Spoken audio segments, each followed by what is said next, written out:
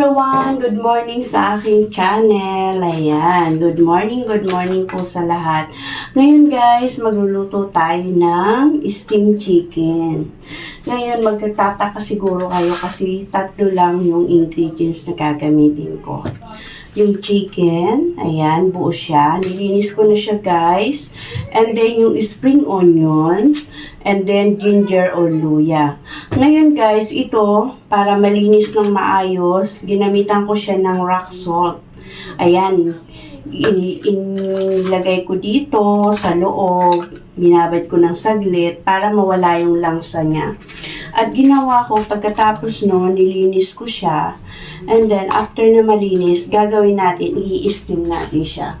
Meron ako dito naka-reading water, guys. So, ayan. Water siya.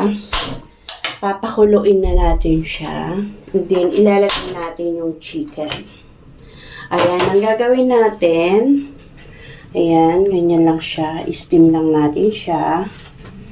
Ilalagay ko lang dito yung chicken.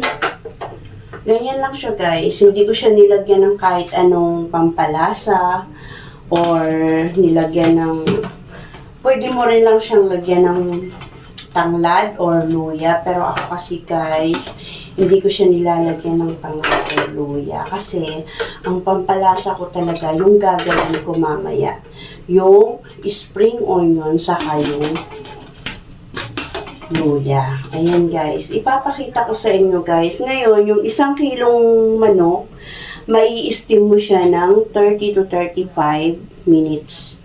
Sure na yun, naluto na yung manok. Ayan, i-steam natin siya. Medyo kailangan ibuka-buka natin siya para matakpan natin ang maayos. So, kailangan nakaganon siya. Sinabay ko na siya guys habang kumukulo pinapakulo yung tubig. Kasama na yun sa count, yung 30 to 35 minutes. Pag maliit lang yung manok. So guys, ang gagawin natin, yung spring onion at luyang pinakita ko sa inyo, huhugasan natin siya ng maayos. So, ayan guys, nahugasan ko na yung spring onion. Ayan. And then, nabalatan ko na rin yung luya. Yung luya, hindi ko naman siya inubos. Totally, ganito lang siya. Tansyahin nyo lang yung luya. Kasi yun lang makakapagpasarap sa ating sauce para sa manok. So, ang gagawin ko, ayan, nagpalit po ako ng sangkalan. Kasi yung sangkalan ko kanyang ginagamit para yun sa mga di pa luto. Ito yung luto ng sangkalan na ginagamit. So, meron tayong katkaran. Gagawin natin, hiwain natin yung spring onion ng ganito kaliit. Ayan siya guys ha. Napakasimple nito pero napakasarap. Sikreto to ng mga, ito naman guys, natutunan ko to sa Hong Kong. Ngayon, dito na ako sa Pilipinas. So, niluluto ko na siya. Nagustuhan naman nila guys. Kaya, special to sa amin. Yan. Napakasimple lang nito guys. Di mo kailangan ng sibuyas, bawang o mga tomatoes o ano. Papakita ko sa inyo kung ano yung mga sikreto lang para sumarap yung steamed chicken nyo. Ayan guys, habang inaantay natin at pinalalambot yung ating manok, gagawa tayo ng sausaw. Ayan, kumukulo na siya, hinayaan ko ng konti. Then, lalagay natin to sa malinis na lalagyan. Ayan, kita nyo naman. Maliit lang kasi yung kitchen namin guys, kaya yan. And then, after natin itong malagay dito, ang gagawin natin, magugas mo na ang kamay. Palagi magugas ng kamay, sikreto ng masarap na pagkain. Ayan, gagawin natin, gagadgad natin kasama yung spring onion. Ito yung sausawan natin guys, na magpapasarap sa ating chicken. Ayan, after natin magadgad lahat to, lalagay ko muna siya dito lahat. Medyo mahirap nga lang gadgarin to guys kasi maliit lang yung gadgaran natin. So, ayan. Malapit na siyang matapos. Gagamitin natin dito guys. After na magadgad to, itong olive oil. Saka oil. Ayan. Yung dalawa na yan. Saka asin. Yun lang yung magpapasarap sa ating. Pero depende sa inyo guys ha. Kung wala kayong olive oil, kahit oil na lang. Optional lang yung olive oil. Dati naman talagang ginagamit ko ng mantika. Hindi kain ng mantika. Basta wag naman yung juice na. Kasi magkakalasa yung sausawan nyo. Medyo mainit sa kitchen namin guys. Nakakulog kasi. Ayan. So guys, ayan. Malapit na natin matapos yung paggadgad ng luya. Kunti na lang siya.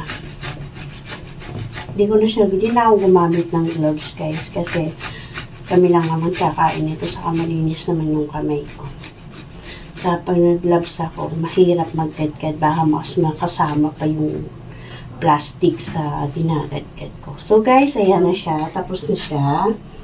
Ayan, hinalo ko na siya sa mismong onion spring or kaya dahon ng sibuyas para yung katas niya, dun talaga siya.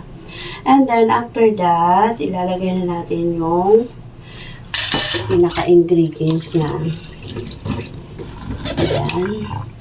Linisan muna natin. Maliit lang kasi kitchen namin, guys. Ayan. Ayan, sabi ko nga, kung wala kayong olive oil, optional lang yung olive oil. Pinakaminaan talaga nito yung mantika. Any kind of mantika, wag lang naman yung gamit na. And then, ang gagawin natin, may kawali ako dito. Ayan, may kawali ako dito. Ipapainit natin. And then, itong spring onion natin, lalagyan natin siya ng konting asin. Kunti lang kasi baka umalat naman. Ayan. Ayan. Ayan, iodized salt. And then, gagawin natin, buksan natin yung kalan. At maglalagay tayo ng mantika. Ayan guys ha. Pakita ko sa inyo. Lalagay natin yung mantika. Ayan. Papakuluin natin yung mantika. Ayan. At hahaluan natin siya ng olive oil mamaya na. Kasi kailangan maluto yung. Ayan guys, dahil yung mantika natin mainit na. Ayan, nilagyan ko na siya ng asin kanina, di ba? So, dahil mainit na yung mantika natin, kailangan yung mantika natin kumulo. Ayan, kumukulo na yung mantika natin, mainit na. Gagawin natin guys, ilalagay natin dito sa ayan, kailangan ganyan ang sunod. So, ito na yung sausawan natin. Ito na yung pinakasausawan ng manok. Mamaya. And then, lalagyan natin ng konting olive oil. Kunti lang guys. Kasi dapat hindi naman talaga nilalagyan ito. Pero kung meron kayo nito, mas healthy, ito na lang gamitin nyo. Pero kailangan, papakulo nyo rin yan. Ayan siya guys. Alam nyo ba guys, pag ito sausawan ng manok, sasabi nyo talagang ang sarap. Yan. So guys, don't forget to share and like and subscribe to my YouTube channel. Mamaya papakita ko sa inyo pag naluto na yung manok kung anong gagawin ko dito. Ayan. Ayan ang sausawan natin. Ayan. So guys, later pakita ko sa inyo yung manok natin. Malapit ng maluto. Ayan. Guys, ayan na yung manok natin. Luto na. Tatadtarin na natin siya. Medyo mainit, kaya ginamitan ko siya ng ayan. Ganyan lang siya guys. Tadtarin natin siya ng tama lang ang laki. Sanay na ako magtagtad nito guys, kaya ginagawa ko ganito. Ayan, itong luto oh. Kita nyo naman. Ayan. Lalagay natin sa lalagyan. Ako lang itong manok na to guys. Ayan. Then, tamang-tama lang yung chop natin. Yung bite lang. Tamang bite lang siya. Ayan.